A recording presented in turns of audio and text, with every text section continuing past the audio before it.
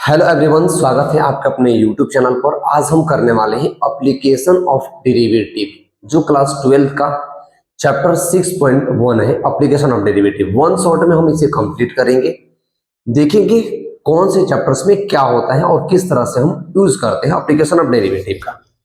जैसे इसमें first question आपके पास दे रखा है, उस क्वेश्चन को पढ़ते हैं। Find the rate of change of area of a circle with respect to radius when r 3 centimetre और r 4 सेंटीमीटर। हमारे पास कह रखा है कि रेट ऑफ चेंज बताइए कि एरिया जो होगा वो किस रेट से चेंज करेगा अगर r की वैल्यू एक बार 4 सेंटीमीटर हो और एक बार 4 सेंटीमीटर हो। तो देखिए, समझिए पहले क्वेश्चन को। कह रखा है क्या कि एक सर्कल है आपके पास और इस सर्कल की जो एरिया है आपको निकालना है रिस्पेक्ट टू r, यानी r के रिस्पेक्ट में क्या करना है, इसे डेरिवेटिव करना है। क्या करना है? डेरिवेटिव जो करेंगे वो रिस्पेक्ट टू किसके करेंगे? r के रिस्पेक्ट में। और आप मुझे बताएंगे कि जो इसका एरिया है, जो रेडियस है, एरिया किस रेट से बदलेगा अगर r की वैल्यू 3 सेंटीमीटर हो और r की वैल्यू 4 सेंटीमीटर हो। तो मुझे एक बात बताइए कि एरिया ऑफ जो सर्कल होता है वो होता है कि पाई r स्क्वायर होता है। ठीक, क्वेश्चन में कह रखा है कि इसका डेरिवेटिव रिस्पेक्ट टू r कीजिए, तो हम ऐसे लिख देंगे डी अपॉन में डी आर और बराबर में डी। देखिए, जो पाई था हमारे पास कांस्टेंट है, और डी आर स्क्वायर का डेरिवेटिव होगा रिस्पेक्ट टू आर में, तो जो डी ए अपॉन में डी आर हो जाएगा। मतलब जो एरिया होगा, एरिया रिस्पेक्ट टू आर के कंपेयर में क्या होगा? बदलेगा। तो होगा क्या? देखो, पाई तो सेम रहेगा, आर का स्क्वायर यानी आर स्क्वायर का जो डेरिवेटिव होगा वो हो जाएगा क्या? 2r। मतलब x की पावर n का आइडेंटिटी, तो n इंटू एक्स की पावर n माइनस का 1, तो ये हो जाएगा। यानी डी अपॉन में जो डी आर आएगा हमारे पास, जो rate of change of area respect to r आएगा, वो आएगा 2 पाई r आएगा। इस हिसाब से क्या होगा? बदलेगा वो। अब कह रखा है कि रेडियस एक बार 3 ले लो और एक बार रेडियस 4 ले लो। तो r इज इक्वल टू, अगर हम 3 लेंगे तो क्या होगा? रेडियस एरिया में चेंज, एरिया में बदलाव होगा 2 मल्टीप्लाई पाई मल्टीप्लाई आर। देखो आर क्या है? 3। तो जो फर्स्ट केस में एरिया होगा वो बदल करके हो जाएगा क्या? 3 टू जा 6, ये हो जाएगा क्या? 6r। क्या होगा? 6r के रेडियस से बदलेगा। सेकेंड क्वेश्चन इसी में का कि अगर r को मैं 3 की जगह पर क्या कर दूं? 4 कर दूं, तो एरिया किस हिसाब से बदल जाएगा? तो डी अपॉन में जो डी आर हमने निकाल रखा है, मतलब area change respect to R, वो क्या निकाल रखा है? 2 पाई आर। ये निकाल रखा हमने 2 पाई आर। तो ये डी अपॉन में जो डी आर होगा वो 2 मल्टीप्लाई पाई मल्टीप्लाई आर, हमने क्या देखा है? 4, तो होगा 4। यानी जो डी अपॉन में डी आर निकल कर आएगा वो आएगा क्या? 4 टू जा 8, यानी 8 पाई। ये हमारे पास रेडियस निकल कर आएगा। तो क्वेश्चन नंबर जो फर्स्ट है, क्वेश्चन नंबर फर्स्ट का सॉल्यूशन हम इस तरह से करेंगे। हमें कह रखा है कि रेडियस जो होगा, रेडियस को अगर बदल देते हैं तो उसकी एरिया किस हिसाब से बदलेगी, चेंज होगी। तो हमने एरिया का फॉर्मूला लिया पाई आर स्क्वायर, क्योंकि सर्कल की जो एरिया होती है वो होती है पाई आर स्क्वायर। हमने डेरिवेटिव किया रिस्पेक्ट टू आर से, तो पाई आर का स्क्वायर, ये हो जाएगा 2 पाई आर। हमने रेडियस की वैल्यू चेंज कर दी। अब देखते हैं क्वेश्चन नंबर सेकेंड क्या कह रखा है। Second question, the volume of a cube increase at the rate of 8 centimeter cube. How fast is the surface area increase when the length of edge is 12 centimeter? कह रखा है कि volume of cube, यानी volume of जो cube है उसकी जो volume है वो 8 metre per second square cube के हिसाब से बदल रही है। इसका मतलब क्या हो जाएगा कि आपको दे रखा है कि डीवी अपॉन में जो dt है वो क्या है? 8 मीटर पर सेकेंड, ये क्यूब। अब देखिए, मैंने यहाँ पर t इसलिए लिखा क्योंकि यहाँ पर टाइम दे रखा है, सेंटीमीटर क्यूब सेकेंड दे रखा है, इसलिए मैंने t लिया। यानी डी अपॉन में डी आर हमारे पास दे रखा है dt। कह रखा है कि जब a को मैं क्या कर दूं? 12 सेंटीमीटर कर दूं, मतलब ये जो क्यूब है हमारे पास, इस क्यूब की जो साइड है वो 12 सेंटीमीटर हो जाए तो वॉल्यूम किस रेट से इंक्रीज होगा। तो देखिए, अब हम यहां पर लिखेंगे कि वॉल्यूम ऑफ क्यूब जो होता है वो होता है a ए का क्यूब होता है। अब हमारे पास वॉल्यूम ऑफ जो क्यूब है वो दे रखा है डीवी अपॉन में dt ये, यानी हम इसको क्या करेंगे, अगर मैं इसे वॉल्यूम लूं तो v is equal to A cube. आगे क्या करेंगे, डिफरेंशिएट करेंगे, लिखेंगे क्या, differentiate with respect to x, with respect to r, r नहीं t, टाइम के रिस्पेक्ट में डेरिवेटिव करेंगे क्योंकि टाइम हमें दे रखा है। तो अगर मैं dv अपॉन में dt लिखूं यानी v का डेरिवेटिव करूं टाइम के रिस्पेक्ट में, तो हमें a का भी डेरिवेटिव करना होगा। तो d a क्यू अपॉन में क्या होगा, dt हो जाएगा। तो ये क्या होगा, देखिए dv अपॉन में dt आपके पास दे रखा है 8 centimetre cube second. D upon में देखिए इसका जब डेरिवेटिव कीजिएगा तो 3a स्क्वायर और डी अपॉन में क्या आएगा, dt आ जाएगा। ये हुआ। तब यहां से निकालिए, अगर डी अपॉन में dt मैं निकालना चाहूं तो da अपॉन में जो dt होगा वो किसके बराबर में आएगा, 8 अपॉन में 3a स्क्वायर, ये आ जाएगा हमारे पास डी अपॉन में dt। अभी मैंने कुछ नहीं किया, सिर्फ हमने क्या किया कि जो हमारे पास वॉल्यूम दे रखा था, मैंने वॉल्यूम को क्या किया, उसको सिंप्लीफाई किया। मैंने वॉल्यूम का फॉर्मूला लिया कि जो क्यूब की जो वॉल्यूम होती है वो होता है ए क्यूब, तो ए क्यूब मैंने ले लिया यहाँ पे, और डी अपॉन में dt यानी t के रिस्पेक्ट में मैंने डेरिवेट किया, तो 8 अपॉन में 3a स्क्वायर डी अपॉन में dt की वैल्यू आई। अब हमें पूछ रखा था कि सरफेस एरिया किस रेट से इंक्रीज करेगी, तो देखिए अब यहाँ पर लिखेंगे क्या हम, surface area of cube, surface area of cube ये होता है 6a स्क्वायर, होता है क्या, 6a स्क्वायर। तो सरफेस एरिया इसको s ले लीजिए और हो जाएगा 6a स्क्वायर। तो अब क्या करेंगे हम, इसको डेरिवेट करेंगे, तो ds अपॉन में जो dt होगा, देखिए सरफेस एरिया का भी डिफरेंशिएशन रिस्पेक्ट टू टाइम करेंगे, क्योंकि हम जितने भी चीज अभी चेंज किए हैं हमारे पास जो उसका वैल्यू गिवन था वो टाइम के रिस्पेक्ट में ही था, तो मैं यहाँ पर इसका भी डेरिवेटिव टाइम के रिस्पेक्ट में ही करूंगा। तो ds अपन में dt अगर मैं करूं तो ये हो जाएगा 6 मल्टीप्लाई a का डिफरेंशिएशन, मतलब a स्क्वायर का डिफरेंशिएशन d अपॉन में dt के बराबर में होगा। तो क्या हो जाएगा यहाँ से, ये ds अपॉन में dt बराबर में 6 मल्टीप्लाई a स्क्वायर का डिफरेंशिएशन हो जाएगा 2a, और a का डिफरेंशिएशन d अपॉन में होगा क्या, dt।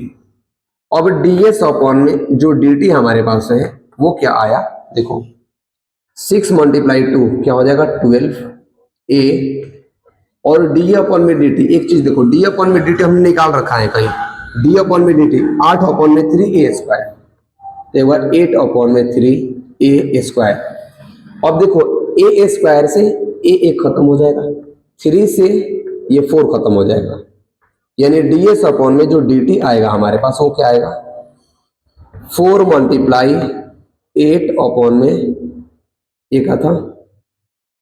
अब देखो यहाँ पर a स्क्वायर था तो एक कट गया, बचा a। अब क्वेश्चन में देखो कह रखा था कि मैं a के जगह पर 12 ले लो, मतलब जो उसकी एज है क्यूब की जो साइड है वो क्यूब की साइड आप 12 पुट कर दीजिए, 12 पुट कर दीजिए, तो इसके सरफेस एरिया में क्या चेंज हो जाएगी, क्या बदलाव होगी। तो हम पुट कर देंगे ds अपॉन में dt is equals to 4 multiply 8 upon में 12, 4 से कटाओ 3 टाइम में, यानी 8 अपॉन में 3 सेंटीमीटर स्क्वायर आएगा, सेंटीमीटर आएगा, ठीक, सेंटीमीटर सेकंड आ जाएगा यहाँ पर इसकी यूनिट, क्योंकि हम निकाल रहे हैं क्या, से निकाल रहे हैं, सी से निकाल रहे हैं, तो ये हो जाएगा सेंटीमीटर स्क्वायर सेकंड आएगा।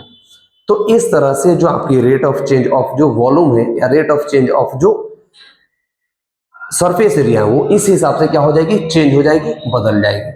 क्वेश्चन नोट कर लीजिए। देन चलते हैं क्वेश्चन नंबर अगले की तरफ, क्वेश्चन नंबर थर्ड हमारे पास क्या है, देखिए क्वेश्चन नंबर जो 3 है, क्वेश्चन नंबर 3 क्या कह रखा है कि the radius of a circle is increase uniformly at the rate of 3 metre per second, find the rate which the area of a circle increase when the radius is 10 centimetre. कह रखा है कि एक सर्कल है, circle का जो radius है r वो 3 मीटर पर सेकेंड के हिसाब से क्या हो रहा है, इंक्रीज कर रहा है, मतलब D A R dr upon में dt हमें दे रखा है, देखो सेकंड लगा दिया मतलब टाइम लगेगा यहाँ पे, तो dr अपन में dt उसने 3 मीटर पर सेकंड स्क्वायर दे दिया है, ठीक है 3 मीटर पर सेकंड। हमसे पूछ रखा है कि अगर मैं क्या करूं r की जगह पर 10 सेंटीमीटर ले लूं तो जो इस सर्कल की एरिया होगी वो किस रेट से बदलेगी। तो यहाँ पर लिखे हैं क्या कि एरिया ऑफ जो सर्कल होता है वो होता है पाई आर स्क्वायर, इसका डेरिवेटिव कीजिए रिस्पेक्ट टू आर, तो डी आर ये अपन में D R pi R square upon में क्या हो जाएगा डी आर होगा। तो डी ए अपन में जो डी आर होगा वो आएगा क्या, देखो पाई तो कांस्टेंट है और ये आर कितना है वेरिएबल, तो आर स्क्वायर का डेरिवेटिव आर के रिस्पेक्ट में कीजिएगा तो ये होगा 2r, यानी जो एरिया हमारा होगा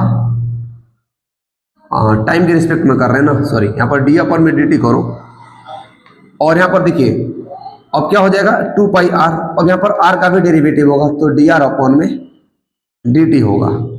तो डी अपन में जो dt आएगा हमारे पास वो क्या आएगा 2 multiply pi multiply R, dr upon में dt क्या है 3, तो हम ले लेंगे यहाँ पर क्या मल्टीप्लाई में 3। अब डी ए अपॉन में जो डी टी आएगा यानी एरिया जो होगा रिस्पेक्ट टू टाइम वो 3 2 जा 6 पाई मल्टीप्लाई आर की जगह पर हमें क्या लेनी है, देखो आर 10 सेंटीमीटर, ये हो जाएगा 10, तो कितना आ जाएगा 60 पाई, यानी जो इस सर्कल की एरिया होगी वो 60 पाई रेडियस के हिसाब से क्या होगी बदलेगी, चेंज होगी। आई होप समझ पाए होंगे।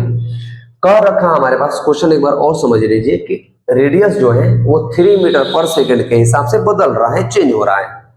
अगर r को मैं 10 सेंटीमीटर कर दूं, मतलब जो रेडियस के हिसाब से ये बदल रहा है इस रेडियस को ना लेकर के मैं r के जगह पर 10 सेंटीमीटर ले लूं, यानी रेडियस को मैं इंक्रीज कर दूं, तो जो इस सर्कल की एरिया है वो किस रेट से बदलेगी। तो मैंने एरिया की फॉर्मूला लगाई, उसको डेरिवेटिव की और वैल्यू पुट कर दी। आई होप समझ पाए होंगे आप। क्वेश्चन नंबर चलते हैं 4 पर।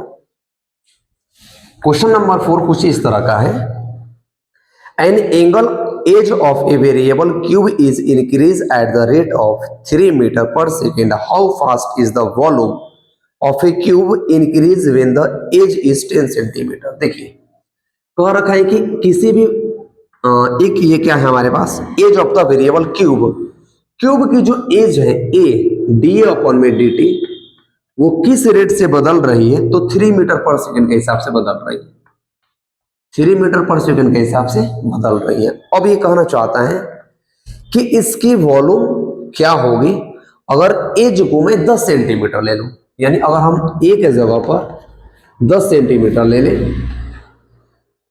ये कह रखा है क्यूब, क्यूब आप देख लीजिए क्यूब ऐसे होते हैं, कुछ बच्चे क्यूब में और रेक्टेंगल में ये हो जाते हैं, तो आपको क्यूब में ये नहीं करना है, ये आपके पास ये क्या है क्यूब है, इसकी जो एज है वो क्या हो रही है इस मीटर से इतने मीटर सेकंड से बदल रही है।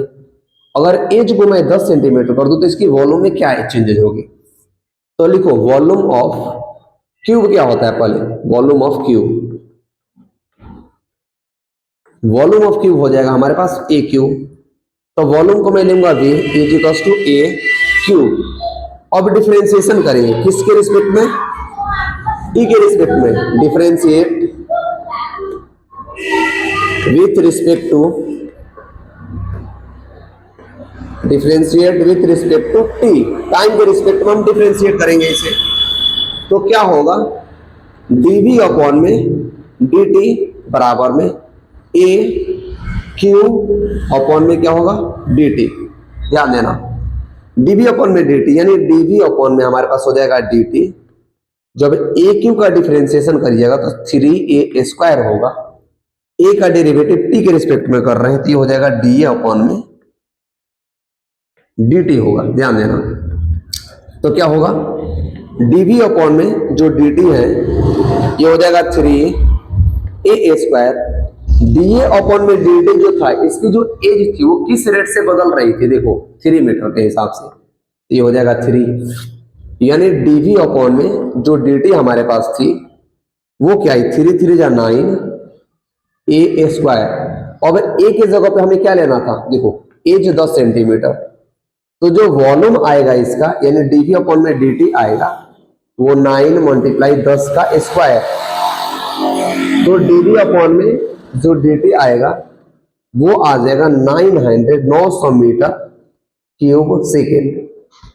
यानी जो इस क्यूब की जो वॉल्यूम होगी वो 900 मीटर क्यूब सेकंड के हिसाब से बदलेगी, ये कहना चाह रहा है। हमसे कह रखा था क्वेश्चन में कि हमारे पास जो इस क्यूब की एज है वो 3 मीटर पर सेकंड के हिसाब से बदल रही है। अगर मैं इसकी एज को, मतलब जो क्यूब है उस क्यूब की एज को मैं 10 सेंटीमीटर कर दूं तो इसकी वॉल्यूम कितनी बदल जाएगी, यानी किस रेट से बदलेगी? तो इसकी वॉल्यूम 900 मीटर क्यूब सेकंड के हिसाब से क्या होगी, बदलेगी। क्या आपको ये क्वेश्चन समझ में आया कि नहीं आया? कमेंट में आप अपना कमेंट जरूर करना, कुछ करना या मत करना, दोस्तों के पास भेजो मत भेजो कोई दिक्कत नहीं है, बट कमेंट आप जरूर करना कि आपको चीजें समझ में आई कि नहीं।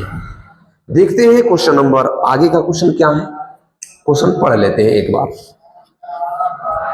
A stone is dropped into a quiet lake and wave move in a circle at the speed 5 centimeter per second. At instant time, when the radius of a circle wave is 8 centimeter, how fast is the enclosed area increasing? देखिए कह रखा है ऐसे, question number जो 5 है आपका, कह रखा है कि अगर मैं किसी भी एक छोटे टुकड़े को लेकर के गोली जैसा और मैं पानी में ऐसे फेंक देता हूं, तो फेंकने के बाद आप देखते हैं कि जो पानी होता है, पानी में ऐसे ऐसे घूम करके पानी बहने लगता है, दूर दूर तक जाने लगता है। आप अगर इस तरह का कोई काम किए होंगे, बदमाशी किए होंगे, तो आपको पता होगा पानी में टुकड़े को फेंकना, पानी में किसी और चीज को फेंकना, तो आप देखे होंगे। अब ये कह रखा है कि जो उसकी लेक की जो एरिया थी, मतलब रेडियस था, वो किस रेट से कन्वर्ट हो रहा है? तो dr अपॉन में जो dt था टाइम, वो बदल रहा था किसके हिसाब से? 5 metre per second, 5 metre per second के हिसाब से बदल रहा है। अगर कह रखा है कि मैं इस रेडियस को क्या कर दूं, जितना रेडियस होगा इस रेडियस को अगर मैं 8 कर देता हूं तो इसकी area enclose increase, how fast is the enclose area increase, मतलब सर्कल की एरिया किस हिसाब से बदलेगी?